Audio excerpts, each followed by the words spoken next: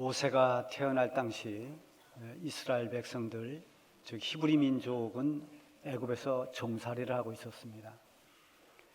이 당시에 애굽 왕 바로가 히브리 민족들이 너무 사람의 수가 늘어나니까 인구 억제 정책을 쓰는데, 사내 아이가 태어나면 그것은 이유 불문하고 나일강에 다 던지도록 명령을 했습니다. 그러니까 모세가 세상에 태어날 때는 히브리 민족으로 태어났기 때문에 죽을 운명을 가지고 태어난 것입니다. 그렇지만 기적적으로 모세는 이 바로의 공주에 의해서 애굽 왕궁에서 성장하게 됩니다. 애굽 왕궁에서 어릴 적부터 40세가 될 때까지 그렇게 그곳에서 살았습니다. 모세가 그러나 자기가 누구인지를 알고 있습니다. 이스라엘 레위 지파에 속한 그런 히브리 민족이라는 것을 너무나 잘 알고 있었습니다. 그 마음속에는 그래서 언제나 자기 민족에 대한 그런 긍휼과 애정이 항상 내재되어 있었습니다. 애굽의 왕자로 살고 있지만 자기 민족이 애굽에서 종살이 하면서 학대당하는 그 모습을 안타깝게 지켜봐야만 했습니다. 그러던 어느 날 이 히브리 사람들이 노역에 끌려 나와서 일을 하는데, 거기서 한 애굽 관리가 히브리 사람을 때립니다. 그 맞고 있는 그 모습을 보는 순간 갑자기 이 모세의 격한 감정이 끌어올랐습니다. 마치 자신의 부모가 맞는 것처럼, 자기 형제가 맞고 있는 것처럼, 그런 생각에 갑자기 분노가 치솟았습니다. 모세는 이 히브리 사람을 때리던 애굽 사람을 복수를 하듯이 두들겨 댔습니다. 얼마나 때렸는지, 그동안 날 눌렸던 그 감정이 폭발하면서 이 애굽 사람을 때렸는데 결국 이 애굽 사람이 죽고 말았습니다. 그래서 모세는 자기에게 맞아 죽은 이 애굽 사람을 모래에 묻어버립니다. 그래서 이 사실을 감추려고 했습니다. 그렇지만 그 시신은 모래 속에 감출 수 있었지만 그 사건에 대해서는 감출 수가 없었습니다. 결국은 바로 왕에게까지 그 사실이 이제 그 귀에 들려갔습니다. 이 일로 인해서 모세는 지금까지 애굽에서 왕자로 살았던 모든 생을 끝내고 미디안 광야로 도망가는 도망자가 되고 말았습니다. 이렇게 애굽의 왕자라고 하는 모든 명예, 그동안 누렸던 모든 권력, 이것을 다 끝나고 이제는 다 버림으로써 모든 게 끝난 줄 알았는데, 계속 이 모세의 마음속에 지워지지 않는 항상 무거운 짐으로 그렇게 눌렸던 그것이 무엇인가 하면 바로 내가 사람을 때려서 죽였다라고 하는 것입니다. 본래 모세의 성품이 온유하다고 그랬습니다. 이 온유한 성품을 가지고 있는 모세가 사람을 때려서 죽였으니 그 마음의 짐이 얼마나 무거웠을까요? 그러나 이것을 크게 보면은 훗날 이 모세가 히브리 민족을 이끌고 애굽에서 출애굽시키는 민족의 지도자로 쓰임 받을 사람이기에 그렇게 순간의 감정을 가지고 문제를 대해서는 안 되는 민족의 지도자가 되어야 할 사람이기에 겪은 큰 실수였고 실패였습니다. 훗날 하나님은 그 미디아 광야에서 모세를 부르셨고 그를 민족의 지도자로 사용하셨습니다. 그때 모세는 하나님 부르심 앞에서 나 말고 다른 사람을 보내달라고 그렇게 하나님께 말씀드렸습니다. 그러나 하나님께서는 다른 사람이 아닌 바로 네가 애굽 바로에게 가고 네가 내 민족 바로 하나님의 백성 이스라엘 백성들을 이끌어내라고 그렇게 하나님께서 말씀하십니다. 자, 오늘 본문에 보면은 베드로가 나옵니다. 그저 갈릴리 호수에서 고기를 잡고 있는 어부로 살다가 생을 마감할 수밖에 없는 이 평범한 사람이었는데, 그가 어느 날 예수님의 부름을 받고 영광스러운 예수님의 12제자의 반열에 들어갑니다. 베드로 역시도 큰 실수를 경험합니다. 자기를 그동안 이끌어 주시고 가르쳐 주신 자기의 사랑하는 스승, 주님이라고 불렀던 그 예수님을 부인한 사건입니다.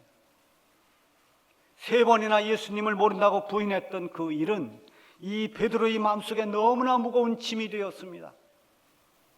닭소리를 듣고 밖에 나가서 통곡을 했지만 그 무거운 짐은 내려놓을 수가 없었습니다. 베드로에게 예수님을 부인한 그 죄책감은 사람을 죽인 것 이상으로 크고 무겁게 느껴졌을 것입니다. 베드로가 이 짐을 해결하지 못하는 한은 그 마음속의 평안은 찾아올 수가 없습니다. 부활하신 예수님을 만났지만, 그래서 너무나 기뻤지만 왠지 예수님 앞에서 고개를 들 수가 없는, 예수님을 볼 면목이 없습니다. 그런 모습으로 예수님의 제자된 사명을 더 이상 감당할 수가 없었습니다. 그런 용기가 생기질 않았습니다. 그래서 그는 몇몇 제자들과 함께 다시 고향으로 돌아가서 그물을 잡았습니다. 동료들과 함께 그물을 던지면서 고기를 잡고 있지만 그 마음속 깊은 곳에 짓눌려 있는 무거운 짐을 벗어내지는 못했습니다. 그래서 지금 고기를 잡고 있지만 마음은 다 다른 데 있습니다. 우리가 흔히 하는 말로 지금 웃고 있는 게 웃는 것이 아니다, 이런 말이 있죠. 웃는 것 같은데 웃는 게 아닙니다. 고기를 잡고 있는 건데 지금 고기잡이에 지금 마음을 쏟고 있는 게 아닙니다. 더구나 우리가 살아가는 일상에서 이런 일들을 많이 경험합니다. 겉으로는 편안해 보이는데 속에는 염려의 짐이 누르고 있습니다. 겉으로는 웃고 있지만 속에는 고통의 멍에가 괴롭히고 있습니다. 영혼의 문제는 더 말할 것도 없습니다. 우리가 교회도 다니고 예배도 드리지만 우리의 깊은 그런 심령 속에 참된 평안이 없습니다. 항상 기뻐하고 쉬지 말고 기도하고 범사에 감사하라는 말씀이 있지만 기쁨이 없고 감사가 없습니다. 심한 공허함, 또 반대로 무거운 어떤 죄책감, 이런 짐들은 분명히 치유되어야만 될 영적인 병들입니다. 무엇을 해도 마음에 무거운 짐이 있으면 집중력이 떨어집니다. 그래서 말을 실수하기도 하고 또 무엇을 해도 마음을 다해서 하지 못합니다. 그야말로 헛손질을 합니다. 그래서 마음에 신경이 쓰이고 무거운 짐이 있으면 계속 그것 때문에 어떤 일을 제대로 못합니다. 아침에 출근하는 사람, 또 아침에 학교 가는 우리의 자녀들 그 뒤에다 대고 상처 주는 말을 하면 안 됩니다. 신경 쓰이게 무거운 짐을 지워주면 안 됩니다. 종일 그것 때문에 일이 제대로 되지를 못합니다. 베드로가 지금 그물을 던지지만 과거처럼 그렇게 노련한 어부의 촉을 가지고 그물을 던지는 게 아닙니다. 그저 그물을 던졌다 끌어올렸다 하고 있지만 연거푸 끌어올린 그 그물은 빈 그물이었습니다. 물고기조차도 마치 놀리듯이 한 마리도 그물 안에 들어오질 않습니다. 그때 예수님이 베드로를 찾아오셨습니다. 베드로가 이렇게 빈 그물만 끌어올리고 있는 그 모습을 주님은 멀찍이서 지켜보고 계셨습니다. 주님은 우리가 괴로워하고 있을 때, 빈 그물질 하는 것처럼 그렇게 실패할 때 주님은 우리의 모든 것을 보고 계십니다. 뿐만 아니라 우리의 보이지 않는 우리 마음속에 있는 고통까지도, 그 마음의 짐까지도 주님은 다 알고 계시는 것입니다. 그러나 그때 주님께서 나를 보고 계십니다. 내가 괴로워할 때, 내가 힘들어할 때, 내가 뭔가 눌려서 어떤 일이 집중이 되지 않을 때 주님은 나를 보고 계시고 나를 찾아와 주시고 나의 모든 것을 알고 계시는 주님, 그 주님이 언제나 그때 우리를 찾아오고 계시는 것입니다. 주님이 베드로를 찾아오시지 않았더라면 베드로는 더 이상 위대한 제자가 될 수도 없고 사도가 될 수가 없었을 것입니다. 주님이 다시 찾아오심으로 해서 베드로가 다시 살아납니다. 베드로야말로 사도 바울의 고백처럼 나의 나된 것은 하나님의 은혜라고 고백해야만 될 그런 사람입니다. 예수님이 베드로를 찾아오신 것은 다시 그에게 사명을 감당하기 위해서, 그 사명을 감당할 수 있도록 하기 위해서 찾아오셨습니다. 다시 제자의 그 일을 가기 위해 필요한 치유와 회복을 주시기 위해서 베드로를 찾아오셨습니다. 예수님은 베드로에게 예수님을 3번 부인했던 그 가슴 쓰리고 무거운 죄책감을 벗어버리기 위해서 예수님을 사랑한다는 고백을 3번 하도록 했습니다. 그래서 예수님이 물으셨던 것은 네가 어찌해서 나를 부인했느냐, 이 질문이 아닙니다. 네가 정말 나를 사랑하느냐, 다른 무엇보다도 나를 사랑하느냐. 예, 주님, 그러하이다. 예, 주님 사랑합니다. 제가 주님을 사랑하는 것은 주님이 아십니다. 이것을 3번이나 반복했습니다. 여러분, 이렇게 주님께 사랑한다고 고백한 베드로의 마음은 진심이었습니다. 주님이 아신다고 하는 것은 내가 진실하다는 뜻입니다. 그렇게 주님이 아실 만큼 진실함을 담아서 주님을 사랑한다고 3번 고백했습니다. 여러분, 무슨 일을 하든지 주의 일을 하는 사람들은 그 기본이 주님을 사랑하는 것으로부터 비롯되어야 됩니다. 주님을 사랑할 때 진정한 주님의 일꾼이 될 수 있고, 주님을 사랑할 때 주의 몸된 교회를 사랑할 수 있습니다. 주님을 귀히 여기고 사랑할 때 주님과 관련된 모든 것을 소중하게 여깁니다. 베드로가 이렇게 사랑을 고백하고 난 뒤에 우리 주님께서 하신 말씀이 내 양을 먹이라, 내 양을 치라, 내 양을 먹이라, 이렇게 말씀하셨습니다. 주님의 양들을 돌보라고 하는 것은, 이 말씀은 다시 제자로서의 회복입니다. 더 나아가서 사도로서의 사명 회복을 지금 해 주시고 있는 것입니다. 하나님은 과거의 허물과 죄를 들춰내면서 정죄하는 분이 아닙니다. 하나님은 언제나 지금을 보십니다. 지금의 내가 회개하고 변하여 새 사람이 되었는가? 지금의 내가 정말 주님을 사랑하고 있는가? 지금의 내가 미래를 준비하고 있는 그런 준비된 하나님의 사람인가? 그래서 하나님은 우리가 말하는 왕년에 내가 뭘 했다는 과거의 하나님이 아니라 오늘 우리를 보시는, 오늘 우리 가운데 계시는 하나님이십니다. 너가 지금 어떤 사람이냐? 네가 지금 무엇을 하고 있느냐? 과거를 기준 삼지 않고 지금 어떻게 하는가를 하나님은 언제나 보십니다. 베드로에게 지금 필요한 것은 과거의 일로 인한 짐을 다 벗어버리고 진심으로 주님을 사랑하는 것이었습니다. 주님 사랑합니다. 이 고백을 하게 하고 내 양을 먹이라고 말씀해 주신 것은 지난날 벗어버리지 못했던 그런 마음의 죄짐, 그 무거운 짐을 다 벗겨주는 의식과도 같은 것입니다. 지금까지 과거에 매여서 한 발자국도 앞으로 나아가지를 못하고 뒷걸음질 치던 이 베드로에게 이제부터는 용기 있게 죄자의 길을 가라고, 사명자로서의 삶을 당당하게 살라고 우리 주님이 위로하시고 선언하신 것입니다. 따라서 그 길을 가기 위해 베드로가 명심해야 될 말씀을 주셨습니다.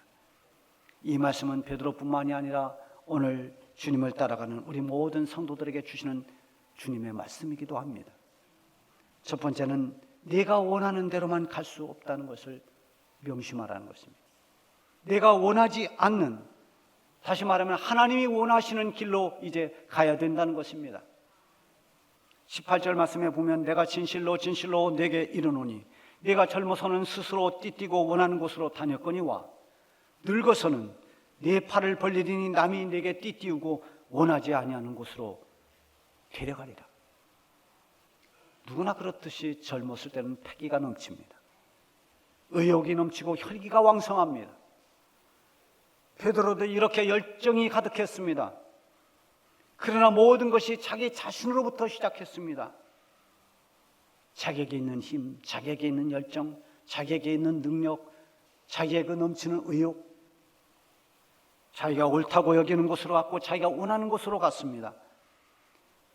자기의 생각과 자기의 모든 것이 기준이 되고 잣대가 되어서 달려갔지만 도처에 있는 장애물들을 보지 못했습니다. 그래서 걸려 넘어졌습니다.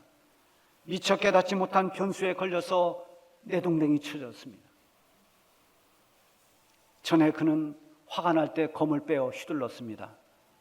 궁지에 몰릴 때 예수님을 부인하기도 했습니다. 나름대로 애정과 의욕을 가지고 큰소리치며 행했던 것이 뒤늦게 알고 보니 하나님의 뜻을 어긴 것이었습니다. 그래서 예수님에게 책망받기도 했습니다. 사탄아, 내 뒤로 물러가라. 너는 하나님의 일을 생각하지 않고 사람의 일을 생각하는구나. 이게 젊었을 때의 베드로입니다. 그러나 베드로가 늙어서는 자기가 원하는 대로 가지 못합니다. 이제는 사명을 가지고 주님의 뜻을 따라가야 됩니다. 남이 내게 띠띠우고 원하지 않는 곳으로 데려가리라 하는 것은 베드로가 사도로서 그 사명을 감당하다가 사람들에게 끌려가서 순교당할 것을 말씀하신 것입니다. 순교는 베드로가 원하는 것이 아닙니다. 자기가 원하는 것은 아니지만 그 길이 베드로가 가야 할 길이고 그 길로 갈 때 하나님의 영광이 나타나는 바로 그 길이 하나님께 영광 돌리는 길이었습니다. 주의 길을 가는 믿음의 사람들은 자기가 원하는 길로 가면 넘어지게 되어 있습니다. 언제나 내가 원치 않을지라도 하나님이 원하시는 그 길로 가야 됩니다. 그 길로 가려면 때로는 참고 견뎌내야 됩니다. 인내가 필요합니다. 때로는 고난도 받습니다. 희생도 요구됩니다. 그러나 그 결과는 하나님께 영광이 되는 것입니다. 사사시대 이스라엘 백성들은 자기 소견에 옳은 대로 행했습니다. 언제나 내가 기준이 되었습니다. 각자 옳은 대로 행했습니다. 사람의 생각이 다 잣대가 됐습니다. 어쩌면 지금 우리가 사는 이 시대도 이런 위험이 가득 차 있습니다. 다 사람이 기준입니다. 하나님보다 사람이 우선이 될 때가 얼마나 많은지 모릅니다. 하나님께서 하시는 일이 사람의 생각으로는 이해되지 않을 때도 있지만 결과를 보면 그것은 드러납니다.